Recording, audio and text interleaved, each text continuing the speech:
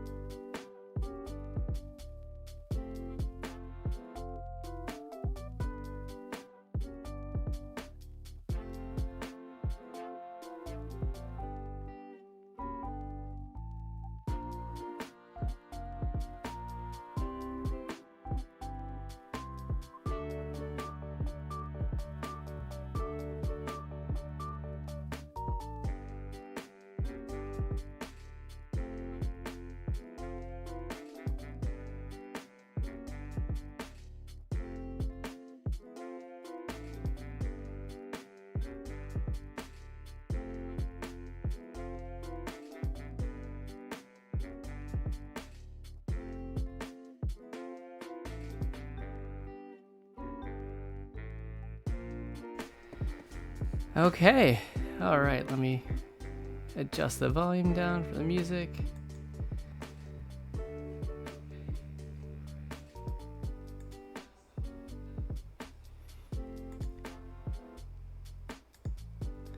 Hey, how we doing tonight? Welcome in everybody and anybody who is watching. It's good to see you guys. Thanks for coming back for stream number 3.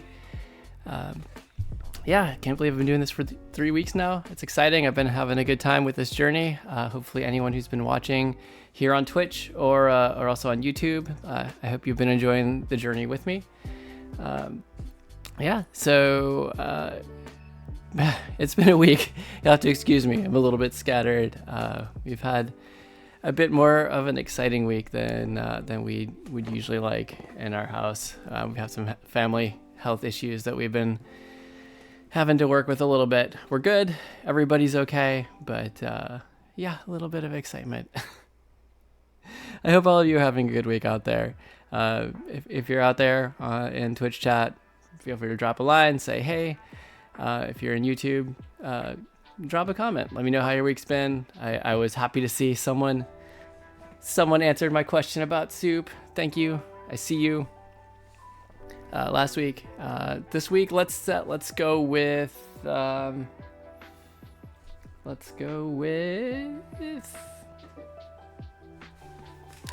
got a suggestion. Yeah. Let's go with your favorite type of music to dance to when no one's watching. That's going to be my question for this week.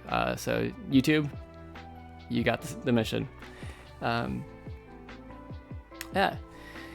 So, I think last week I shared one of our favorite graphic novels in the KidLit arena that's been inspirational for Ashley and I in our work. That being The Prince and the Dressmaker by Jen Wong. And so I wanted to keep sharing because books are awesome. And if I can help show you guys something that inspired us that you love, that makes me happy. And there's so much good work out there. So this week, I'm going to point you all to this one, to Katie the Catsitter by Colleen AF Venable, art by Stephanie Yue. this is an incredibly fun book. And it's not just a book, it's actually a series. There's 3 out right now. I'm definitely hopeful they will continue on this journey. The art, very fun.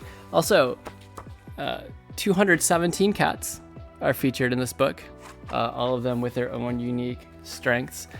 And it's just a really fun, lighthearted story. Love it. Pick it up, from your local library, from your local bookstore, from Amazon, wherever you like to get your books.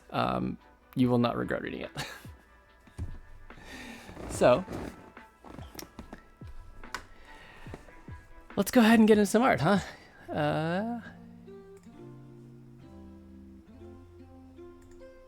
There we go. We're getting our Clip Studio window. For those of you not familiar with how I work, this is Clip Studio Paint. It is a art program. It is very powerful. It's comparable with a lot of its functions to your Photoshop, to your Procreate. It also combines some really good tools for comic makers in there, especially vector art, which is something you might find more in Adobe Illustrator. It's and the cool thing with vector art, I'm just gonna go ahead and have a little playtime here. If you do a vector layer, so you've got your line, instead of just this being pixels that it assigns, this is a path. So you can actually play around, move your lines around. I'm a little guilty of sometimes getting too caught up tweaking my lines, trying to get everything perfect, but it's really nice to have that freedom to smooth things out and get it just how you like it. All right, so we're gonna start with the warm-up. If you watched any of the previous few weeks, you might have noticed that I'm warming up with Pokemon. I'm drawing a random Pokemon card and using that for the subject of my sketch. So I'm not looking. And we've drawn Piplup, the penguin Pokemon. Any Generation 4 Pokemon fans out there? And as we like to do, get our sample, reference image up. And this is just a warm-up, so please, everybody, if you want, feel free, grab a piece of paper. If you're drawing digitally, do that. Join in, have fun.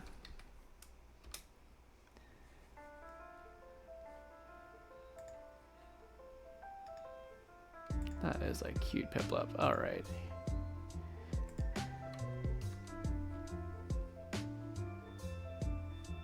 All right, let's adjust that size down.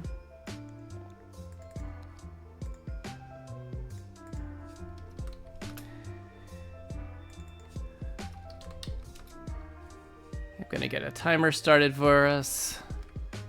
So the idea of a warm-up, if you haven't heard me talk about this before, it's to take just a short amount of time. In this case, I'm going to set it for 5 minutes. It's not to make a perfect picture. It's not even to make a complete picture. It's just to loosen up, get back in the flow of drawing, loosen up your wrist, your arm, your shoulder a little bit, get thinking about those shapes before you jump into what you really want to draw.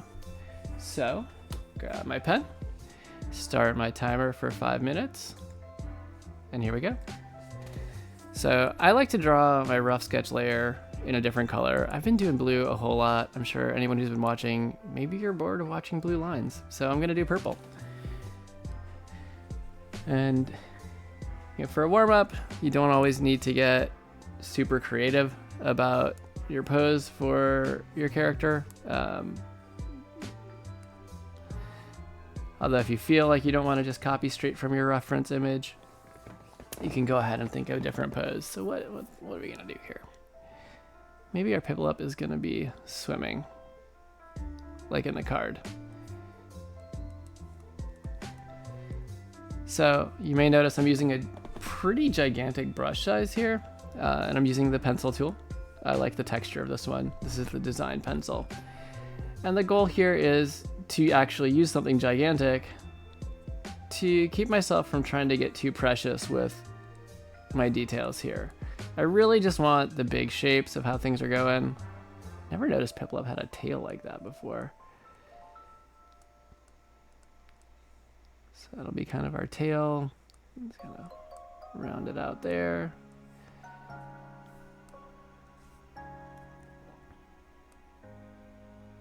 Got a beak. That's kind of big. Undo is your best friend.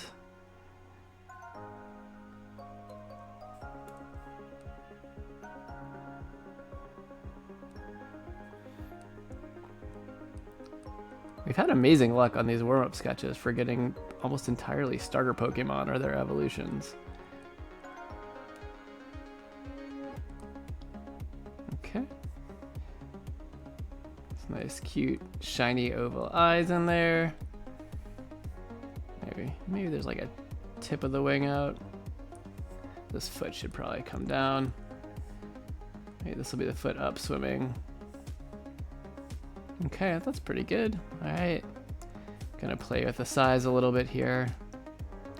The sketch stage is the stage where your work should really be doing the most changing. You could draw it, you could hate it, you could erase the entire layer, you can move large parts around. I like to use the lasso tool to kind of dissect it and move around the parts that aren't working for me.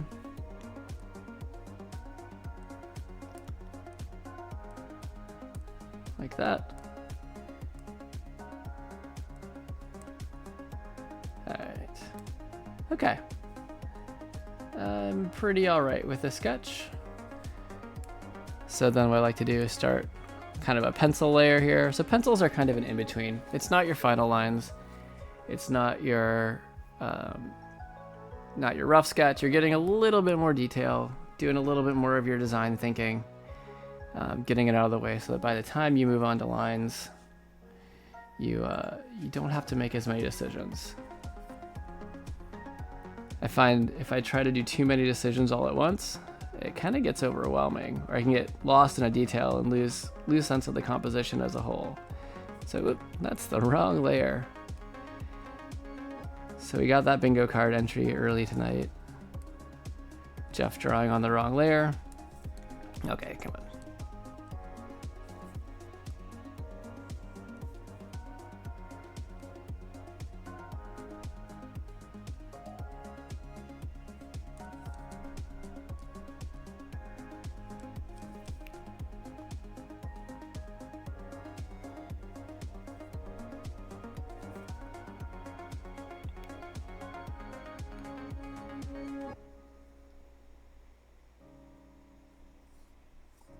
Okay, that's coming along okay. Time is getting pretty close here. We're looking at just about 45 seconds left. If you're drawing along with, I hope you're having fun. This is not going to be a perfect circle tonight. I'm sure those of you who enjoy drawing know sometimes, some nights it comes a little bit harder than other nights. Or days.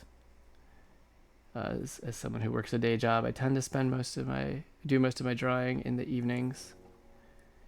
So it's kind of a good thing that I'm a little bit of a night owl. Okay, round that out. Finish out this kind of flower sack foot. Little foot here. Hey, there's our timer. All right.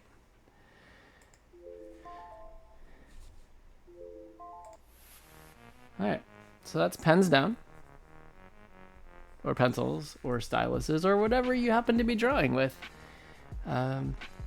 Okay, this is okay. I'm all right with this. So, moving on.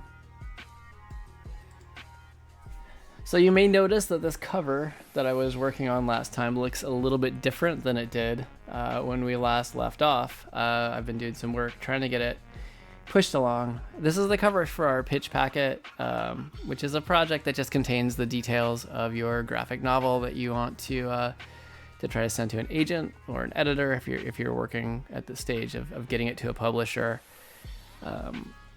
Final covers for your book will most often change from what I've been told, everything I've heard from the industry, but it's nice to have a good cover just to kind of send your project out, put your best foot forward. So we're hoping to use this in Pitch Fest. It's coming up in September for Kids Comics Unite. It's a incredible community for KidLit Graphic Novel creators, which we're a part of. They did a really great Pitch Fest last year.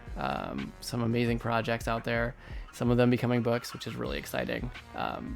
So yeah, we're trying to get our packet together, and this is one of the steps there. So, but don't worry, I didn't want to leave you guys out on the journey, so I did set up a time lapse here. Let me bring up my OBS.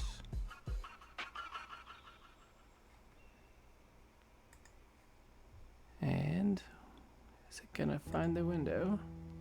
It will, yay. All right, so here's our time lapse. So this is where we're at now. And you can see the adjustments I made, getting into kind of a pencils layer, working out a few things with it, making adjustments before doing final lines. You might see some reference photos flash in and out there. But yeah, there we go. You know what, we can do this a little bit slower. Here's where we left off. I actually changed the page size here for the pitch packet I'm working on. So I stretched it a bit to make it fit on there, but you can see resizing, adjustments, playing with some details. Pencil phase came in and added some things. Decided I wanted to add a hand in there. So as an artist, you might notice sometimes you draw something and you don't see it the way other people see it. So we had a very funny and slightly awkward moment the other night when I was showing Ashley these pencils, and she came over very, very politely and said, maybe you could change the hand and move it down because it kind of looks like it's pointing at the cat's butthole. And it was that moment that I just absolutely dissolved. And I could no longer not see her pointing at the cat's butthole. So fixed that. That was a priority. Yeah, and I'm actually much happier with how it came out too. So it's funny. It's funny when you draw something and you have in your head what it's supposed to be and you don't see what it actually looks like to someone with fresh eyes. Yeah, okay, so 60 seconds is perhaps too slow. Drawing in the details there, and that's where we ended up.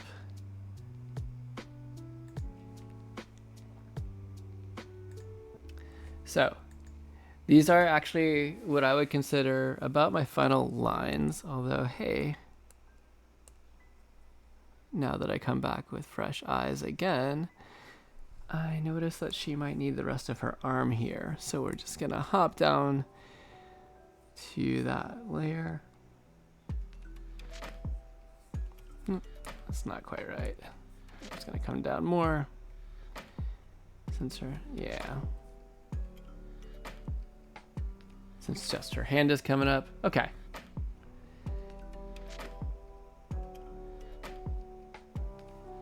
And we'll fix this gondola. It was interesting trying to draw a straight gondola edge with the curvature of the background. Didn't quite come out. So this was kind of overdone. So, oh.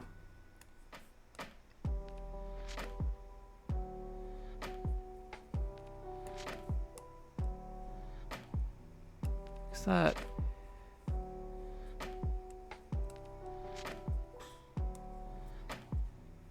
can make this just a little bit less curved. I'm using a slightly lighter line for the background. A good trick to giving things depth is that thicker lines tend to jump to the foreground when you're looking at it. So I like to notch down just slightly. Although one of the things that I really love about this particular designer pencil brush is that Both the opacity and the size can vary slightly with the pressure of your pen, how hard you're pressing down on the screen. Not only does that give it a good natural pencil feel, but I don't have to be constantly switching my brush size unless I really decide I need a drastic change. Okay. That looks considerably more canoe-like. I'm not drawing to the edge in this one. I did draw on the rainforest on the other side, but really, this is where the guidelines come into play. These purple lines are the farthest set out here is what you call the trim. So this is a 6x9 canvas, the whole thing from edge to edge, 6x9 inches, and it's actually for a 5.5 by 8.5 inch page. So everything outside this outermost set of purple lines in printing would just get trimmed off, and then the inner set of lines is kind of your safety zone. Anything that's important, you really want to get in there, because things may shift in printing, and things can get kind of truncated off. So you'll notice that there's some art outside of this inner rectangle guy here, but for the most part, we're staying everything important, everything that we want the viewer, the reader to see, is inside the margins.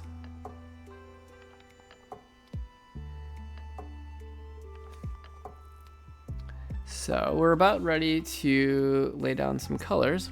Save your work, always save your work.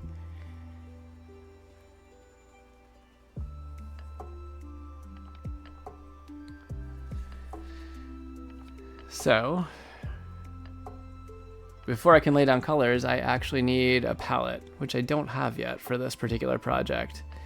I like to kind of pick out a fresh palette for each project to capture the mood and the feel that I'm looking for. And it's convenient here in Clip Studio, you can just save them. So, I do slice of life family comics. I've got our color presets for each of the members of our family. For our other projects, I've got a whole palette picked out here, so it's pretty easy to get in and get what I'm looking for. Of course, my palette building methods are still growing and changing every day, so this works for now. Maybe I'll find something better in the future. But right now, I'm going to show you how I pick my colors. And we'll just do this together. So this is something I actually learned from a seminar with Kyle Webster. He's famous for the Kyle's Brushes pack in Photoshop. And I believe it's pretty akin to working in traditional media,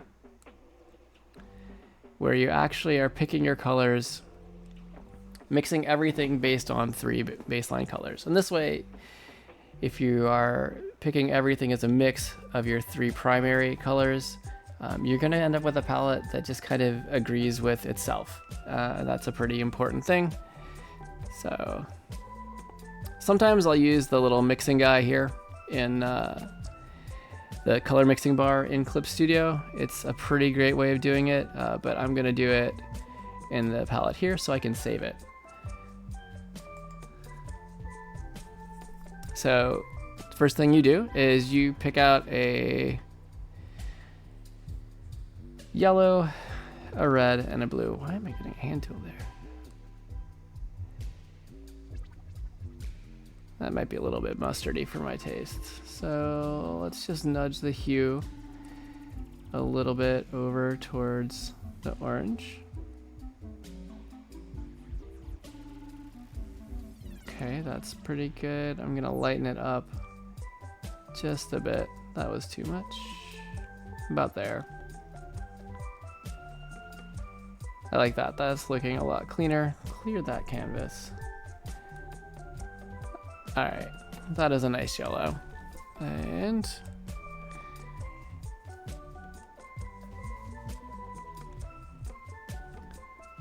we're gonna go a little bit gentler on the red. I'm gonna desaturate it a bit. And perhaps lighten it a bit as well.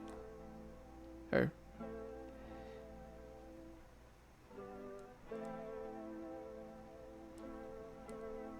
Okay, we'll try this. And we'll grab a blue. To grab something just slightly on the purpley side. We're gonna lighten it. And I'll play with some, or desaturate it slightly. And I will be playing with the saturation and values a little bit as well, just to get some variations. Okay, so we got these guys. All right, and now we are going to mix them. So get a stripe of our blue here. Now I've usually done this with different layers and using some of Clip Studio's layer combination methods. But the brush, I think, can give us some pretty good, interesting mixes. So I'm going to try it this way and see how I feel about it. Okay. Well, that is not actually what I wanted.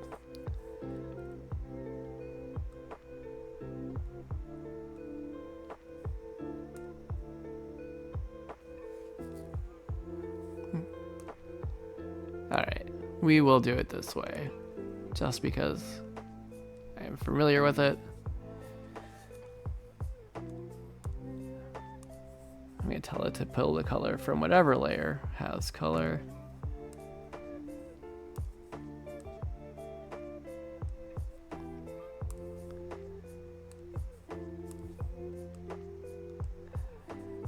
And we're going to multiply.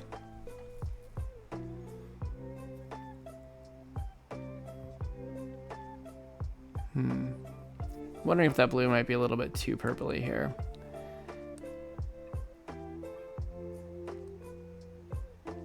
Oop.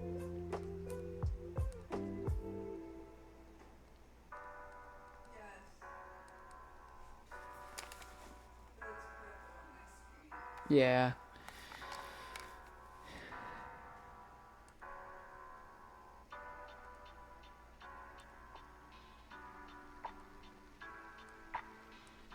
Okay. Let's... Yeah.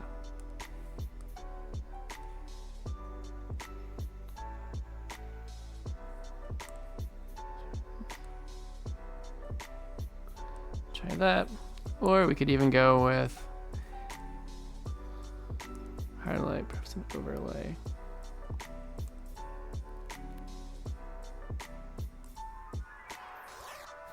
I actually like to play around with the different methods of adding the colors.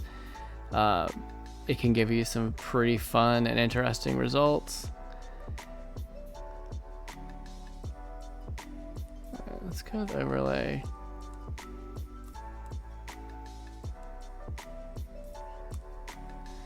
And we're just going to pull out some of these colors.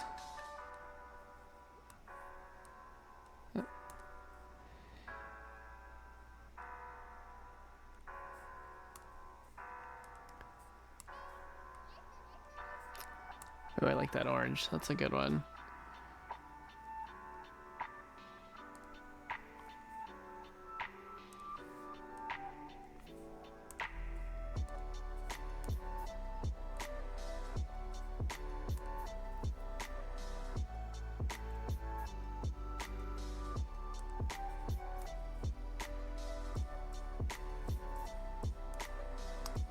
So yeah, we're just kind of pulling out each of the colors one by one.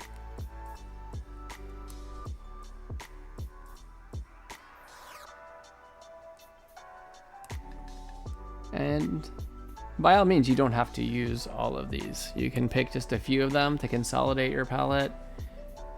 There are some incredible pieces of art and some incredible graphic novels that are made with just a very limited palette. It can be incredibly effective. We're looking at more of middle grade, so ages 9 through 12. So kind of the industry agreement is that you want some color in there. You don't want to do like a black and white and one color. That's going to oftentimes lose interest, or at least that's the current thinking. Not that that age group can't handle it.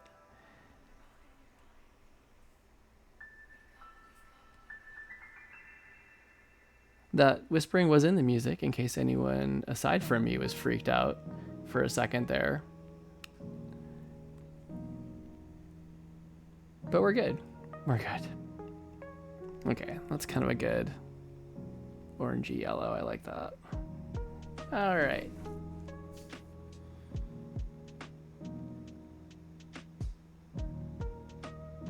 And so now what we do is we continue to overlay. We say, okay, let's see what some of these other ones do. The one thing that I'm not seeing yet that I would like to see is something a bit more green. So I kind of want to work with getting these blues and yellows working together. Might try a different mixing method here till I can get kind of what I'm looking for. That's on the right track. I just lighten it up a bit. You might work.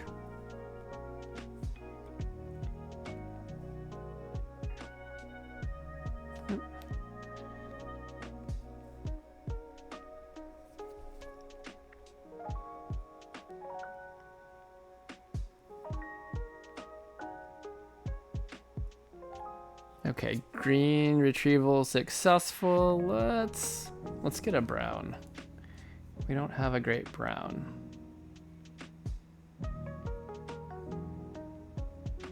Could kind of just muddy this guy a little bit.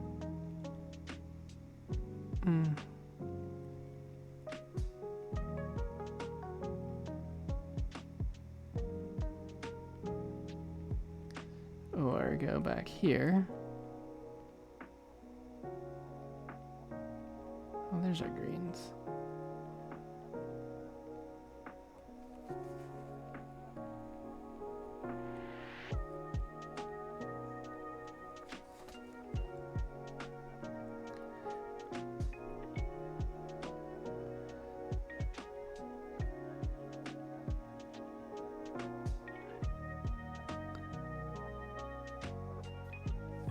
So maybe I'll add a little bit of red to this.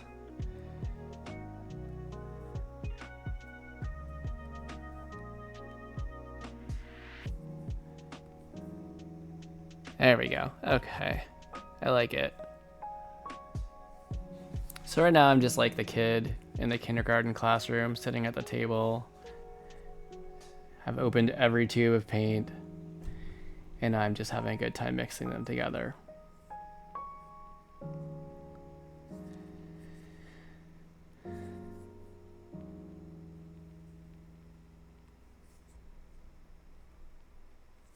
Okay.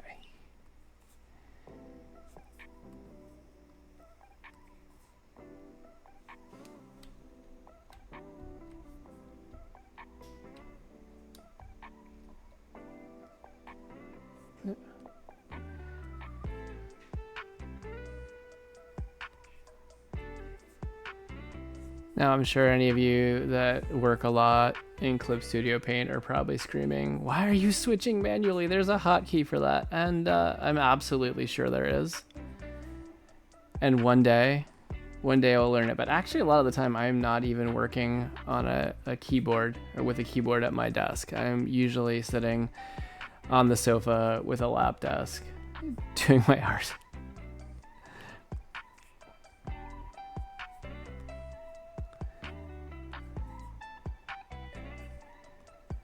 Which is nice. It's my wind down time with Ashley. We're chilling, watching something. I'm working on my art. She can just look over. We can have discussions about what I'm working on. She can tell me not to draw a cover of someone pointing at a cat's butthole. It's really great. All right. So I like these, and now we can kind of just play around. This is going to kind of form the basis of my palette. And what I really like to do once I've found those handful up to maybe even like a dozen or more colors, grab those, and then as needed, I can mess with the saturation and the value of them to kind of get the tone and the feeling I'm looking for. but they still are going to be in rough agreement with each other because they were all created from the same 3 colors. So we're going to create a new color palette. So what we're going to do, which you do here, create new set. Gesundheit.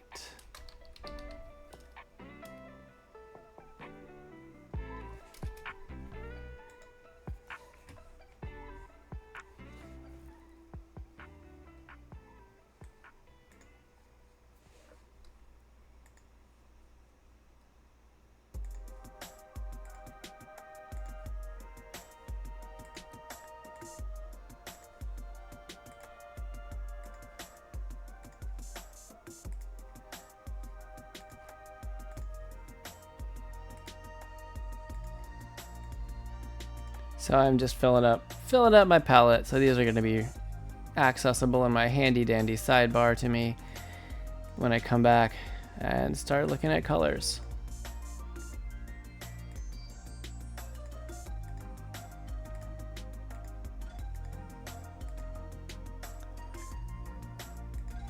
Don't forget to grab these guys. Okay, all right. I'm gonna save this for later because it'll be handy to have this mixing layer. If I decide that I'm missing something that I need to come back and recreate, then I've always got everything right there.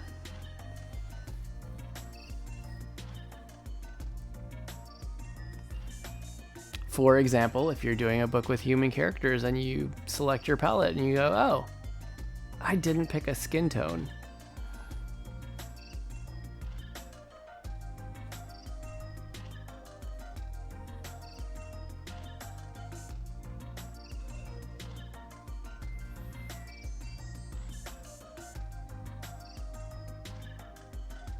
But we can kind of get there if we start with this guy.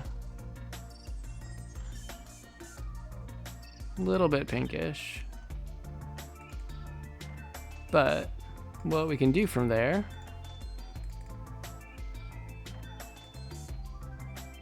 come in, desaturate, brighten.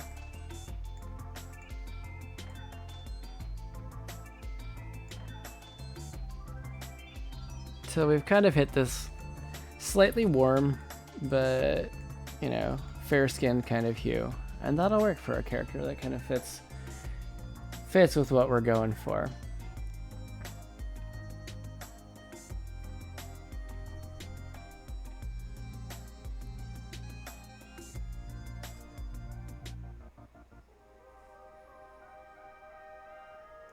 So we're gonna go with that. You might notice my layers starting to grow in number here. I like to use a lot of layers. I like to draw things on a lot of different layers. It helps me if I come back and decide that I don't like my composition later. I can play around. In the interest of being faster, I've learned to kind of trim things down a bit. So for example, in the past, I might have drawn the girl on one layer. Cassia is the name of our main character. I would have drawn the cat on one layer. I'd have drawn the photos on a different layer. Each individual element here would be a different layer. And then I would completely color in everything in behind, even the areas that are going to be completely blocked off. And it was a nice safety net because I could just move everything around wholesale and not have to worry about any gaps behind. But in the end, it ended up being just a whole lot of extra work that oftentimes I didn't even use. And as I started getting a little bit more comfortable in my composition and really learning to work the sketch layer or pencils layer to nail things down, I've been able to reduce the amount of work I spend coloring things that nobody will ever see ever.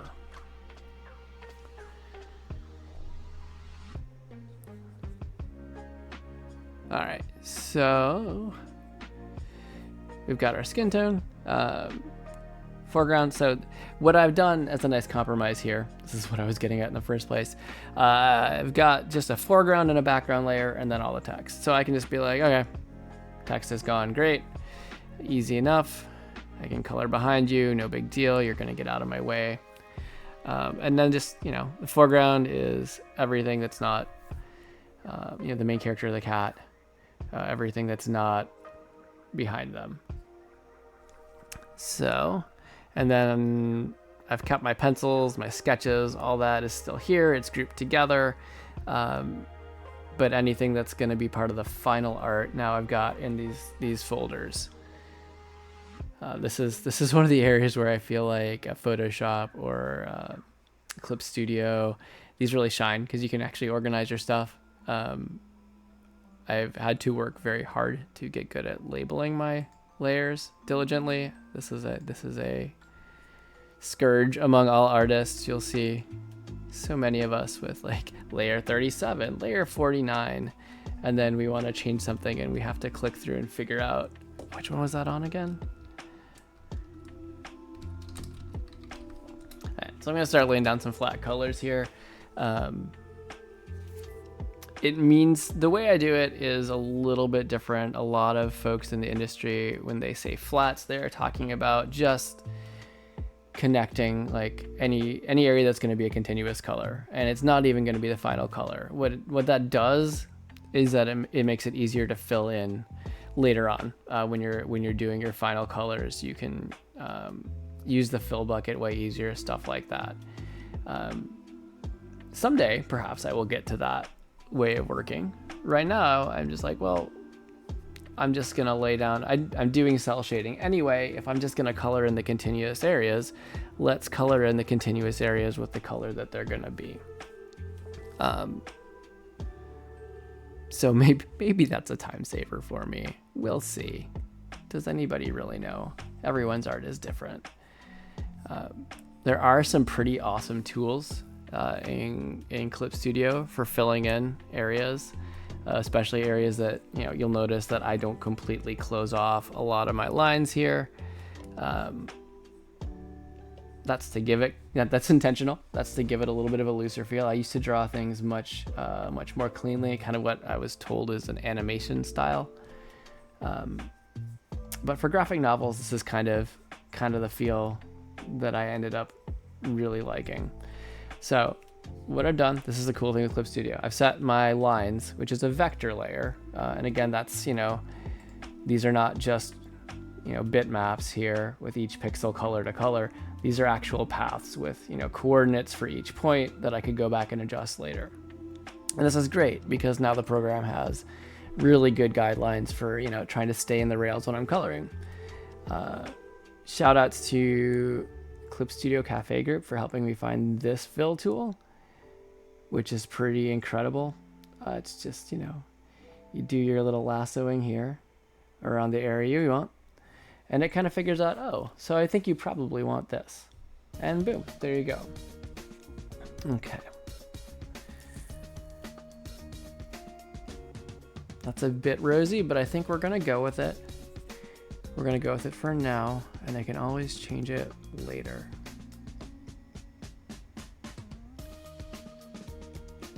All right, that works.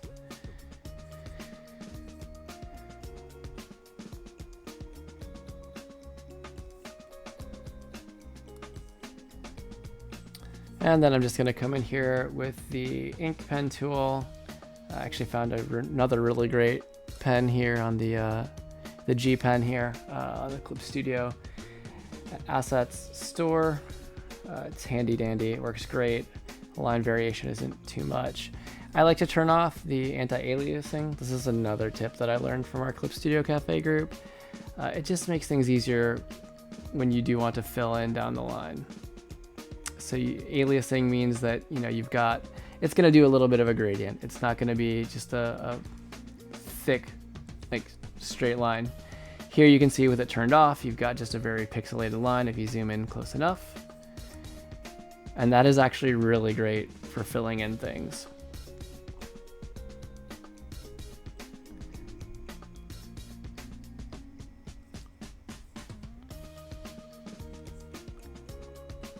So that was the long way to color in an eyeball.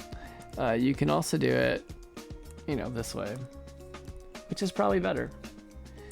But I do like to make sure to color in underneath the gaps here. This is one thing that another tip I picked up, because sometimes the lines, the black ink in printing is going to get printed at a different time as the underlying colors. So if there's any misalignment, you want colors underneath the lines so that you won't get this gap where there's just no color.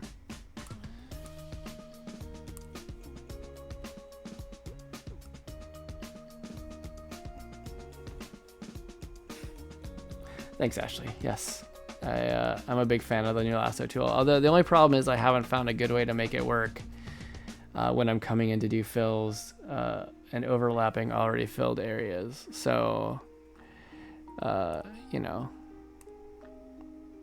nobody worry, I'm not really giving this character blue hair. I'm just doing this for an example. So if I try to come in here and like, oh, I'll just do the same thing to fill this chunk. No, it's gonna fill into your pink area. So still working on that.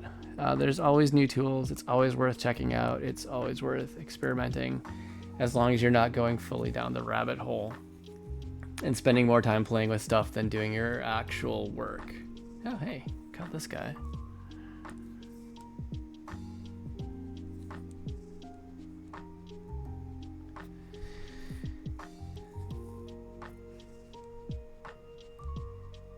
Okay. So that's easy enough. I realize that I haven't made any decisions about the color of this character's hair or clothing prior to this. So we're doing this together. Welcome. Welcome inside my brain while I think this out. I hope it is not too terrifying of a place for you.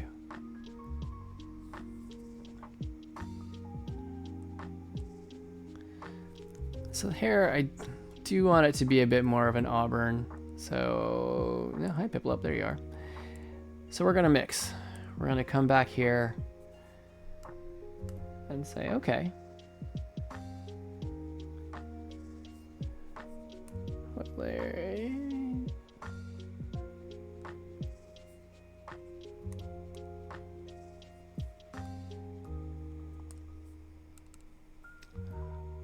So I'm gonna bring down your intensity a little bit, because we're multiplying, and multiply always makes things darker. So what do we get here?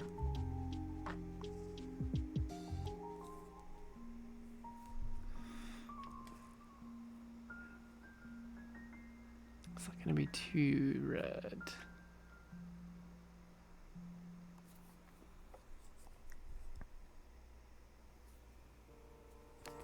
Ash, did you have any thoughts on this?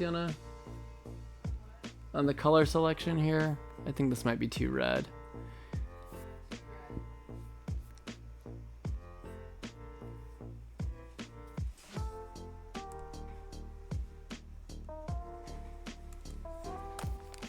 Alright, so bump this down a little bit.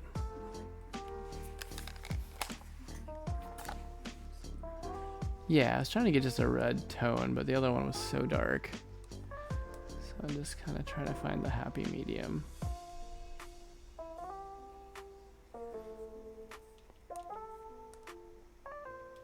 Still pretty red.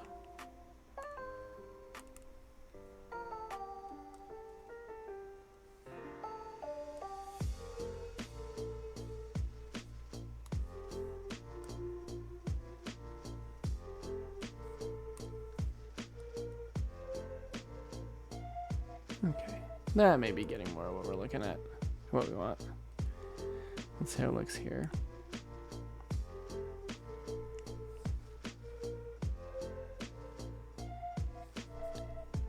So if I lay down the fresh dot, this would be that.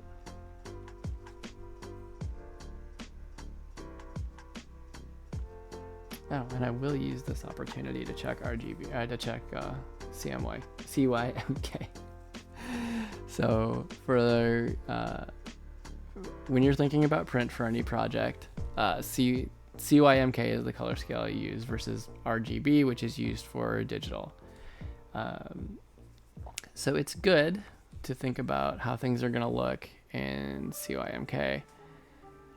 And Clip Studio, you can't I think there's different ways of interpreting how it does things in terms of whether it natively handles CUIMK, but you can see how it looks. You can see how your colors will look. This is a new trick that I learned, so if you'll give me just a minute.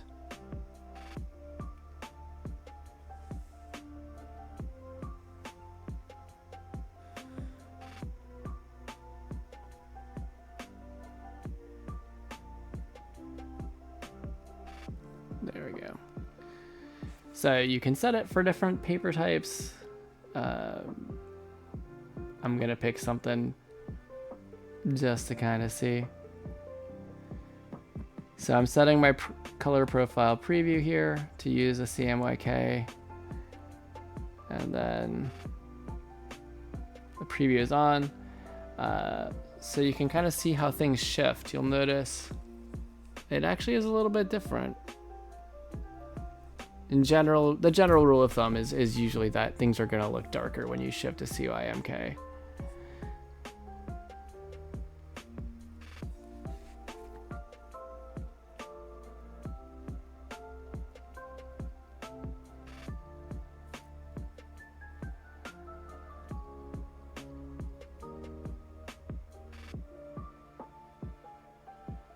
So that gets quite dark.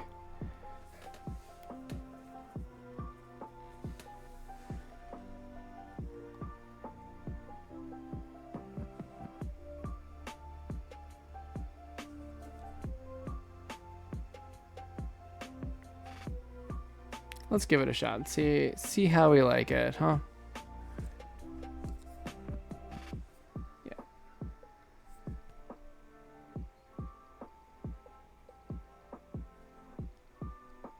And sometimes, even though the colors are kind of generally agree with each other because they've all been created from the same grouping, you may just find, you know, I don't love how this color palette turns out.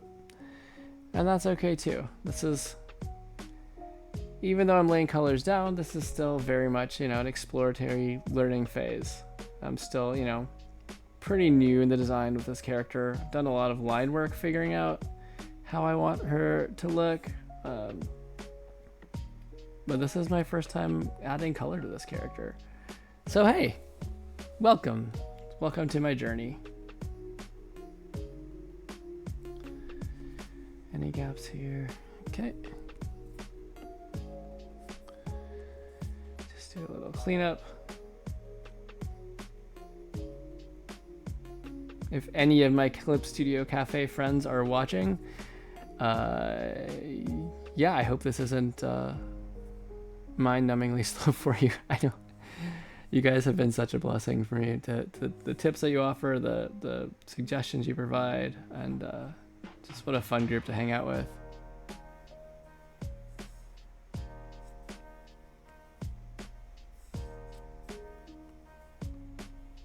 How we doing?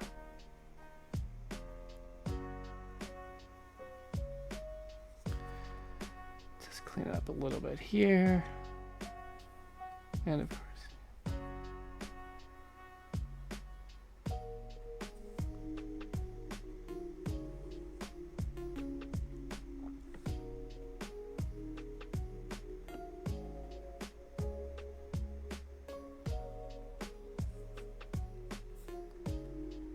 clean that up a little bit.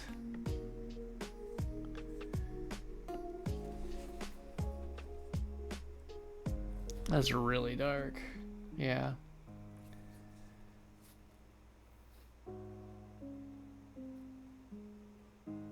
Okay, so let's try this.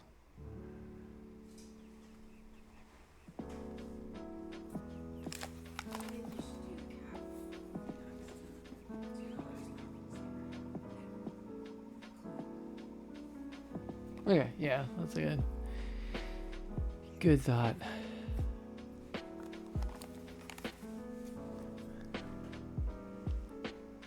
Ashley's just suggesting that I move on to the cat next pretty soon. I am just gonna play with this a little bit.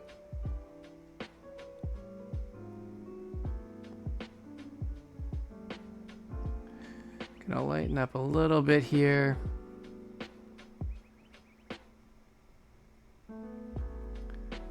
desaturate slightly, and save you.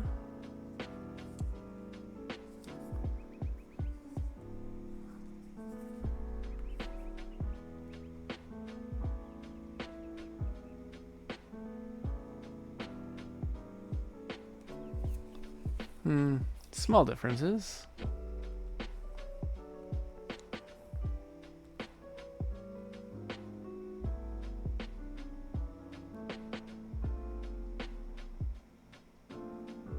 Maybe there. 32.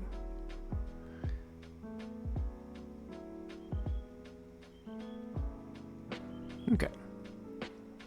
So if any of you are not familiar with the HSV color selection, it's I find it very intuitive. It stands for hue, saturation, and value. Value is sometimes also swapped with the word brightness, so it could be HSB as well. So hue is talking about if you're seeing the color wheel as a 360-degree circle, where are you on that circle?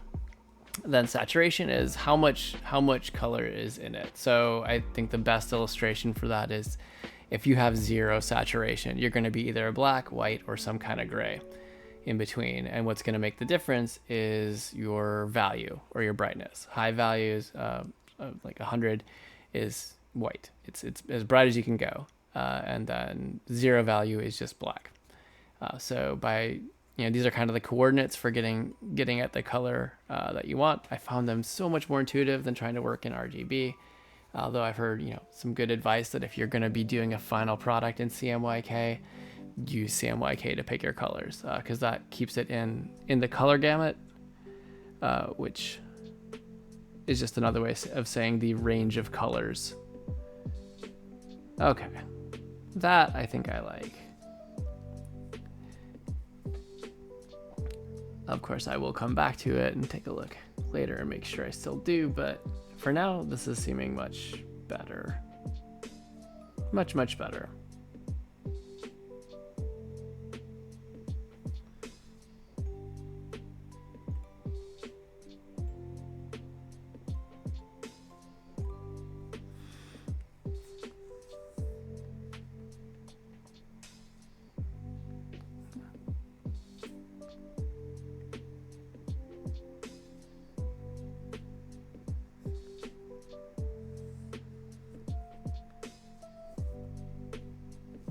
Okay.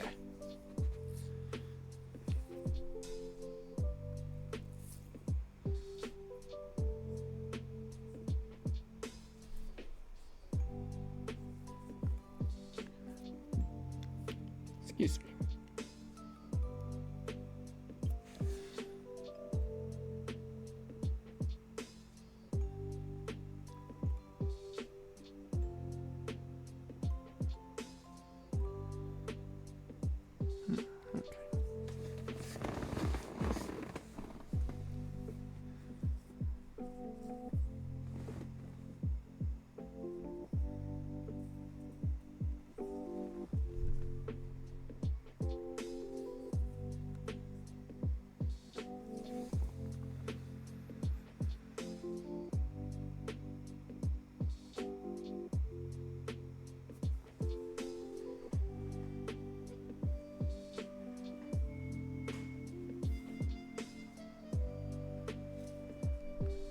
So now moving on to the cat, and I want to pick just the right color.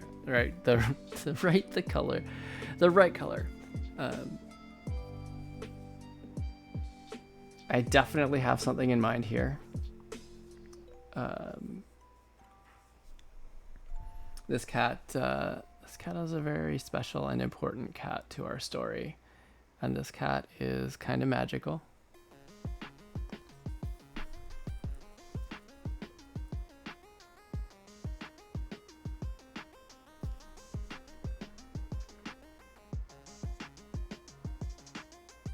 Keep the saturation up a little bit. I want a little bit of that purpley tone.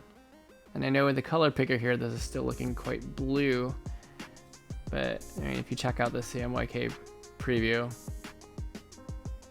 it's quite purpley. Let's give this a shot. Yeah, let's get everything.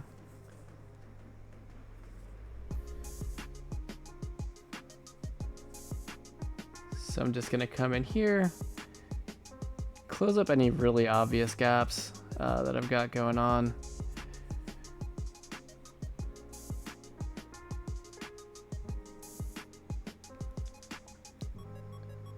Just to keep it from flood filling everything.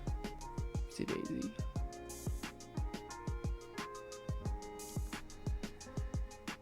Yeah.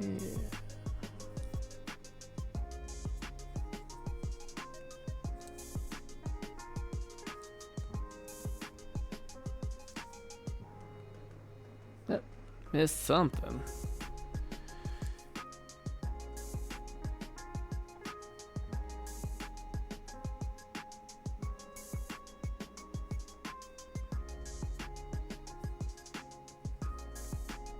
Yep.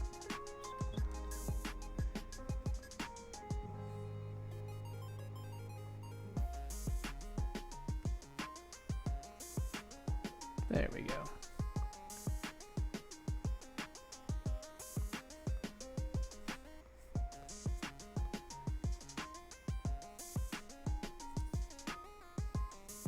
Gotta say, it was fun trying to figure out the design for this cat. I mean, how many times do you really just get to sit and look at like pictures of cats and be like, yes, I'm working hard.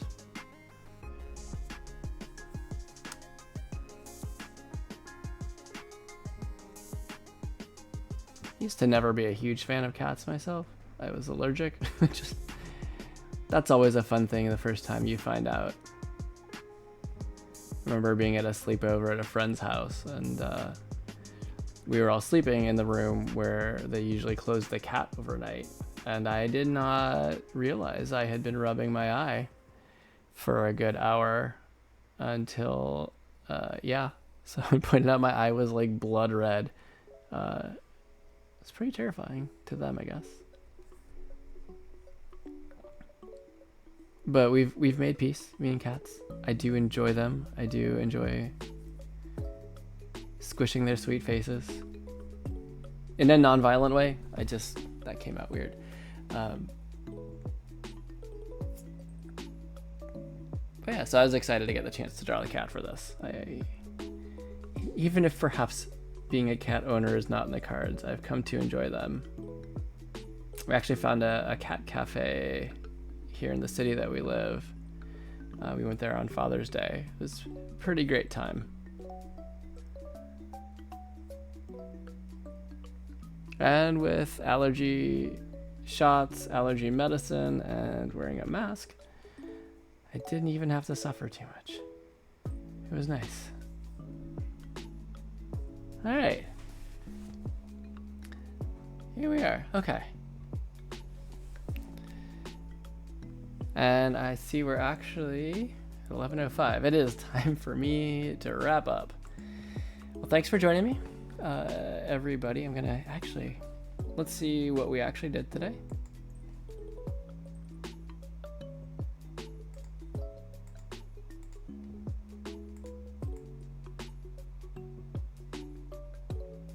Spent a lot of time picking out colors, but once we got there, I think we're making good progress figuring this out as we go.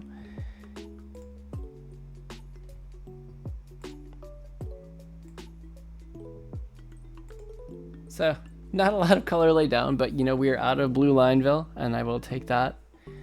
And it's coming along. So next week I will probably have a lot more colors picked out and be further along the way on this.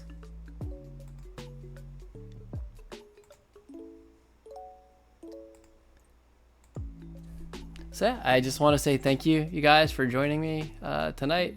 I appreciate you being here, having this relaxing time with me, chatting. Thanks for anyone watching on YouTube. I definitely appreciate it, and I'm just happy to share with you. Feel free to say hey in the comments, and we plan on being back next week, Thursday, 10 o'clock p.m. Eastern Time. And if you enjoyed what you saw here on Twitch, go ahead and hit the follow button. And you can even hit the notification so you can see when I go live. I also try to throw a notification on our Twitter whenever we go live as well. If you're on YouTube, feel free to subscribe, drop a like on the video, anything to let us know you're watching, you liked it, you had a good time. So I hope you're all well. I hope you all have a great week. Thank you again for joining us, and we will see you next time. Bye.